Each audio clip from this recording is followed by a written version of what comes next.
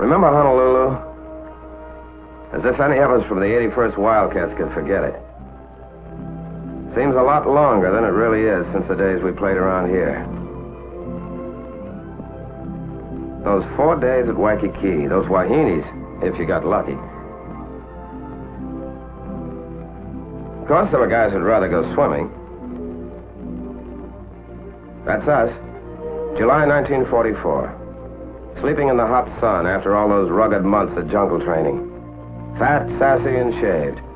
We thought then we knew all the answers. This came under the heading of morale building.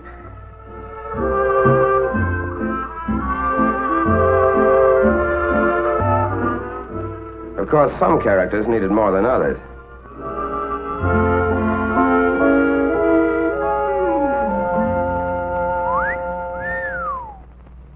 But while we were taking it easy, headquarters was doing its job. General Richardson, commanding general, Pacific Ocean area, and his staff were cooking up a different kind of party for us. It began the day we started on the boat ride, wondering where the hell we were going and how we were going to do when we got there. 2 solid years of training in back of you, but training and climbing through the ropes on fight night are 2 different things. There were more than a couple of guys climbing that gangplank who were giving that subject their private attention. And we shoved off on our little excursion of about 6,000 miles over water.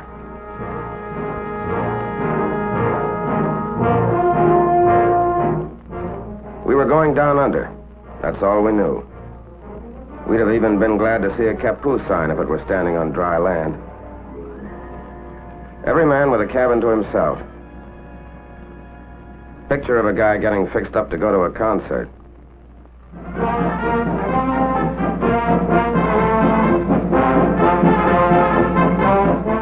But it never made you stop wondering where you were going.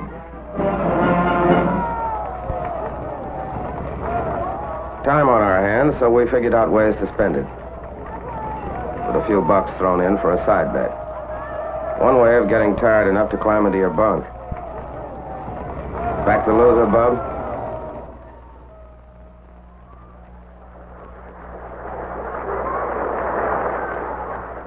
On number 3 hatch portside, the admirers of Lower Basin Street chamber music got it their way. Remember Curly Miller? The boy could really go to town.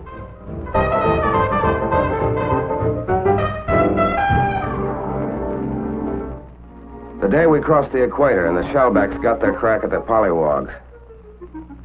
And there's still some of us in the outfit who take off at the sight of a curved stick.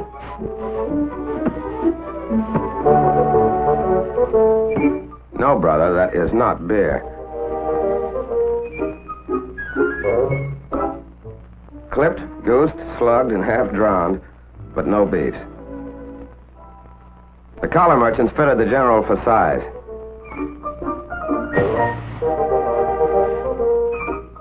The local barbers gave him a once-over lightly. Dental inspection. A rub-down at the club. The treatment's finished and the general's a shellback. When you look back now, you can remember a lot of laughs on that boat ride, but mostly it was just plowing along through that ocean, under that sky tent, and waiting, and watching for Jap subs or carrier planes.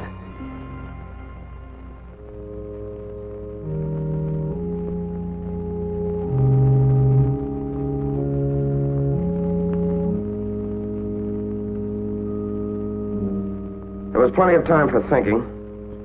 30 days for it. Thinking about a lot of things you remembered. Sometimes about what was ahead. That was a special kind of thinking. And when you looked around, you saw you weren't the only one doing it. Somehow it made you feel a lot closer. It was the end of August when we dropped anchor off Guadalcanal in the Solomon Islands to go ashore for our dry run.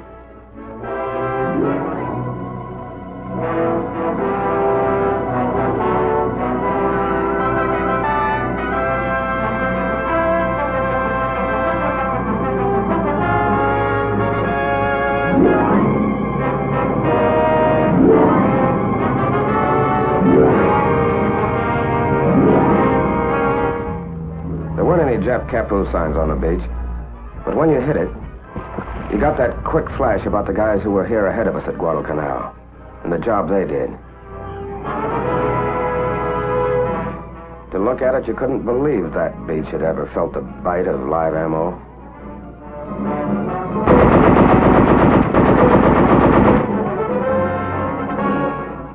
They said we did okay on the Canal Dry run.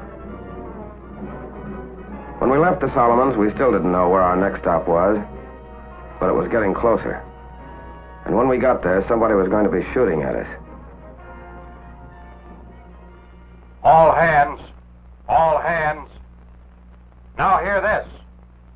The objective of this task force is the Palau Islands, 8 degrees north of the equator and 530 miles east of the Philippines.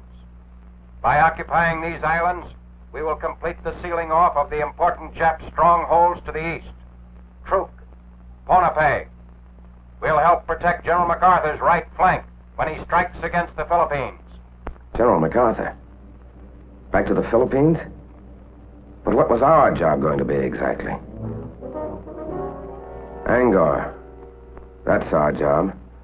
Southernmost of the Palau group. About 3 square miles of limestone and coral. Japs got a lot of their phosphate here. Okay, what do we do? The 322nd hits Red Beach in the northeast. The 321st will land on Blue Beach. 323rd stands offshore in reserve. General Miller and Admiral Blandy knew that the Japs were expecting us in the south. We were going ashore through the choppy surf under the narrow beaches in the north. Fan out fast until the 2 beachheads joined up, then move down the island. This was finally it. What the last 2 years had been for. We had the training and we had the weapons.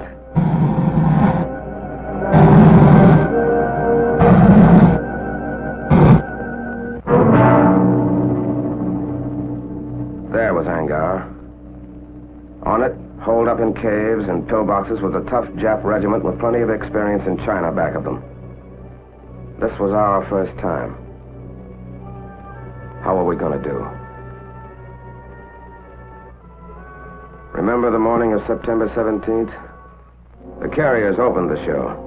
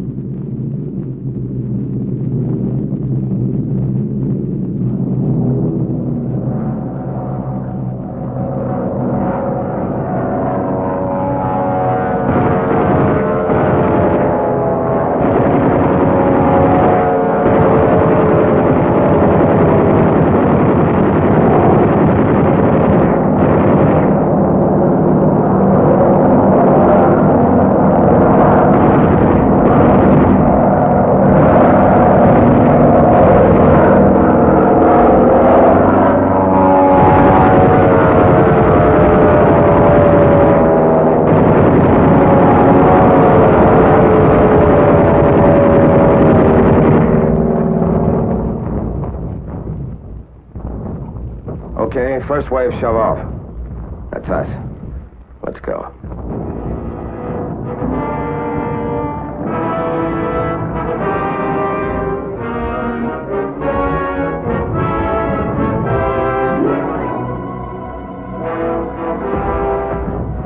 Scared? Who wasn't? At least the waiting's over.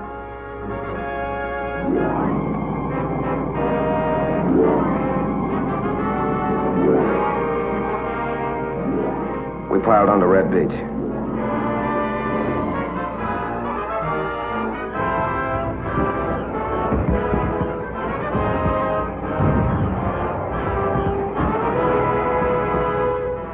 Grab it, brother. You'll need it.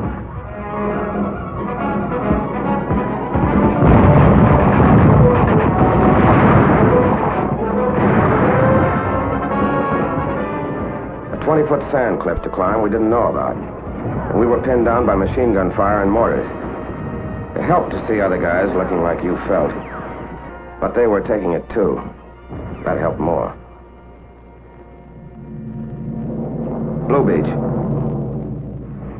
Machine gun fire wasn't so bad. Our planes knocked out their mortars. But still no place to get caught with your pants down.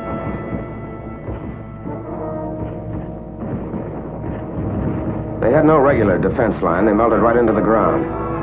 We had to blast or burn every damn last one of them out.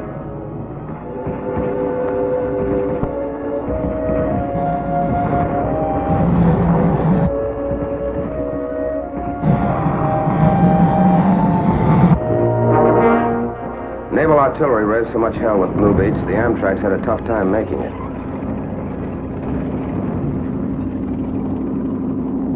Back at Red Beach, things had got better. We were able to move in off the beach, which was also nicely torn up.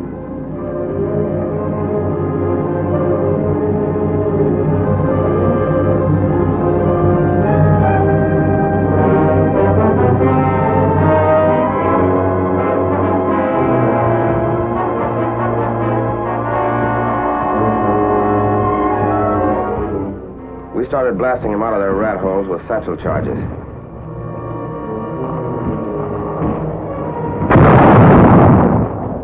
By H+1 hour, we had a combat intelligence center operating. But we couldn't locate anybody for intelligence to talk to. They wouldn't come out alive.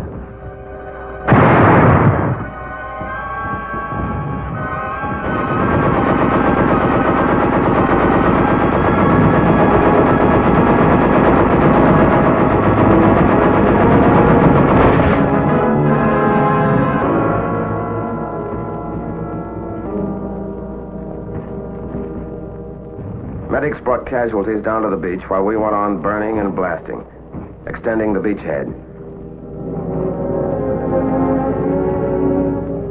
And for every litter that went out, 6 other guys came in.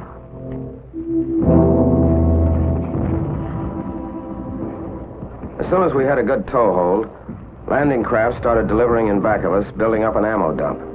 The Japs were still on high ground to the northwest, with mortars. They hit the dump.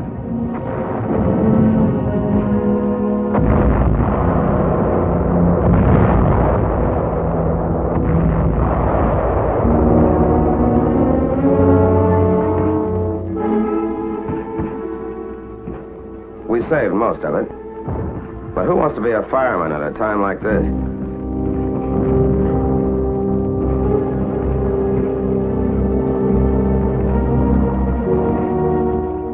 General Miller came ashore the next morning to get a first-hand look at the scoreboard. It was no setup. Inland, the Japs were acting tough. We'd had snipers and mortars on us all that first night. Plus, they're trying to infiltrate through the lines for some quiet knife work. That second morning, we were behind schedule. Red and blue beachheads still weren't joined up. But we kept slugging until we did join up.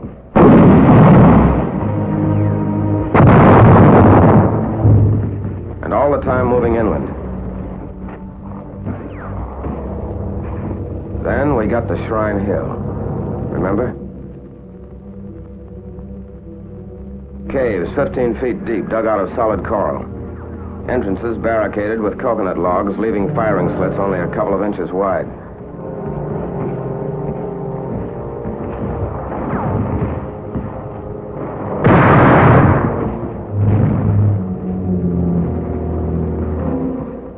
They were tough monkeys.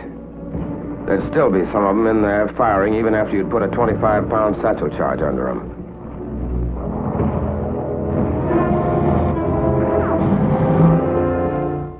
Tough, all right. But they could be had. So we took Shrine Hill. One place where they wouldn't pray to their ancestors anymore. Then we got to Saipan Town.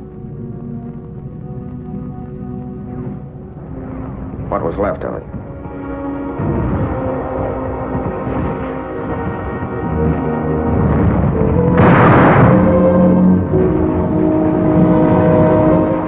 By this time, we'd cooked, blasted, or shot 600 of the little apes. And had what we came for, including the phosphate plant. These phosphate diggings, about the best in all the Jap-mandated islands, were out of business at this stand permanently.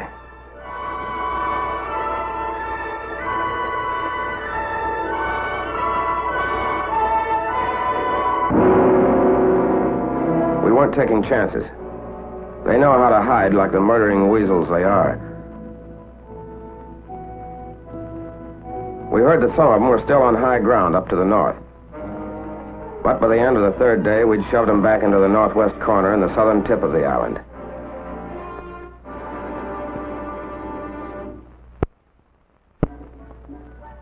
The first chance to let down in 3 days. While you clowned around, there were a couple of things rattling around in the back of your head. These guys you'd been with a couple of years, you realized you hadn't really known them until the morning you hit the beach together. You had a different angle on them now, and wondered if they were thinking about that too.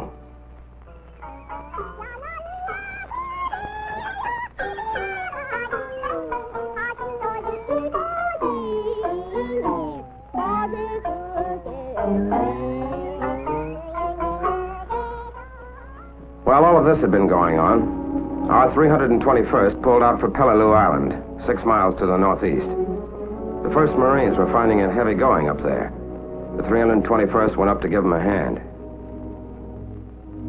The rest of us who stayed on Angaur had our own job to finish. The jungle was still lousy with Jap snipers, but we couldn't wait to clean them out to get the airstrip in. With a rifle covering every couple of axes, the aviation engineers started hacking out the strip. The sooner it's in, the sooner we can use it as a base to plaster the rest of the Palaus.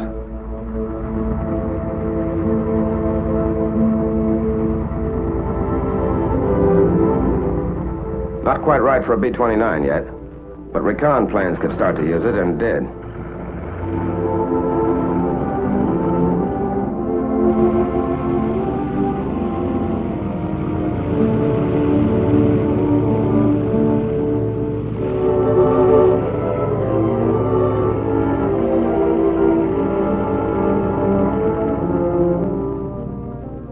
That island way in the background is Palau, where our 321st was battling Japs. Angaur was ours, but not quite. Up in the northwest corner, there's a piece of high ground we were starting to call Suicide Hill.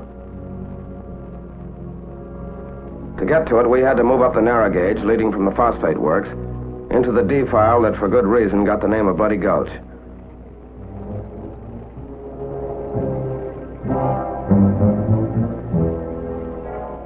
There were plenty of Jap machine guns and snipers up there, too. A Jap 75, mounted on rails, kept poking out, firing, and pulling back into a cave. We couldn't see what the hell was going on up ahead, but the tanks could. They were checking with each other over the radio.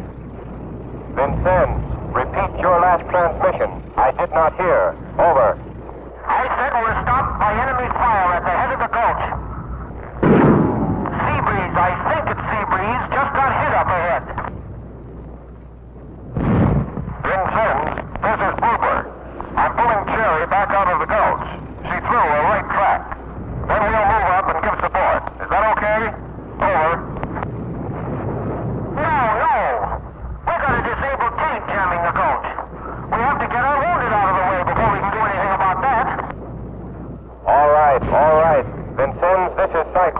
I'll tell you what to do.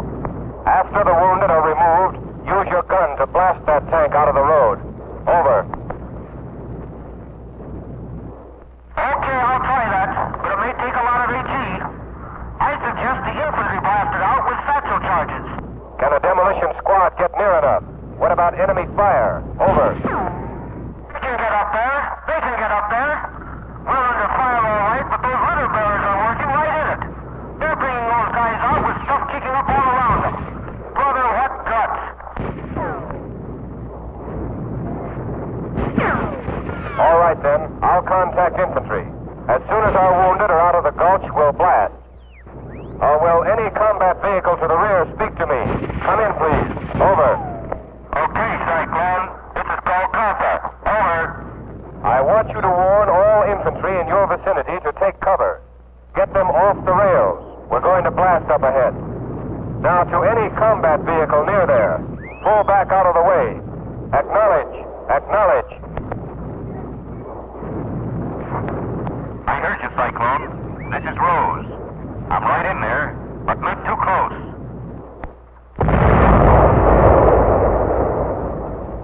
Not too close, he says.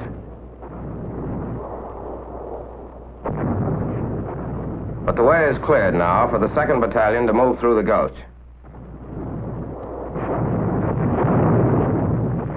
We were going to start a little encircling maneuver. So we split up. Some of us went up the rise to the right.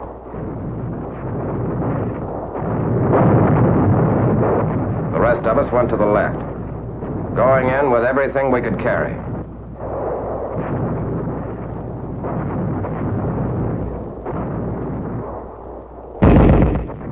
Yeah, and everything we could throw. It was going to be Suicide Hill for the Japs now. We had them really holed up now. We called back for mortars and 155s.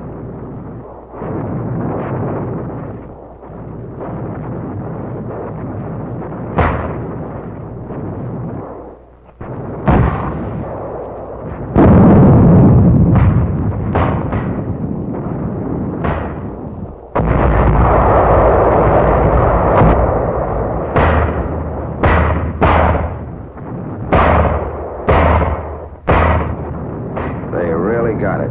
All afternoon and into the night.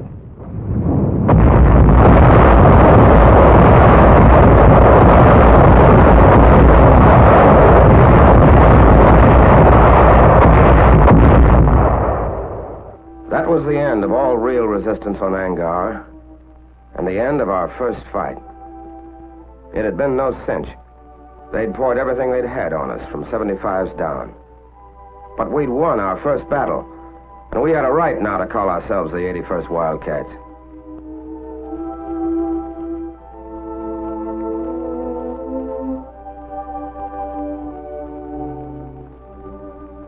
When you watched those guys come out, you realized something you hadn't known. How mad you got when the bastards hit the guy next to you.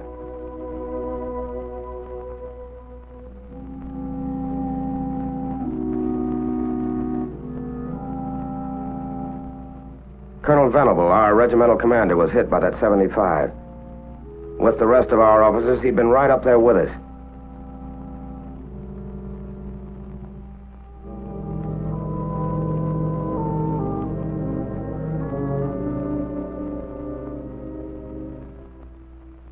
From the top down, the 81st had gone in and come out all right.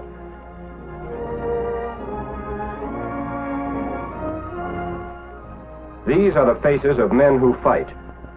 These are the tired faces of men who have seen death. These are the faces of men from your own hometown who carried the flag of America a step nearer to Tokyo. Look at these faces. Here's the boy who sold you gasoline on a Sunday afternoon. Here is an American boy. Looks tired, doesn't he? He is. Here's the boy who came calling on Saturday evening and took your daughter to a movie. Here's the boy that everyone predicted would make All-American when he went to the State University. But he didn't go. These men don't like war. But the enemy must be met and destroyed wherever he can be found. They know that. And so do you. Are you doing everything you can to help them? Are you buying war bonds? Bonds that pay for the weapons with which they fight? Bonds that provide places for them to rest and hospitals in which their wounds may heal? Are you buying war bonds to the limit of your ability to ensure that a strong and worthwhile America will be waiting when these men return?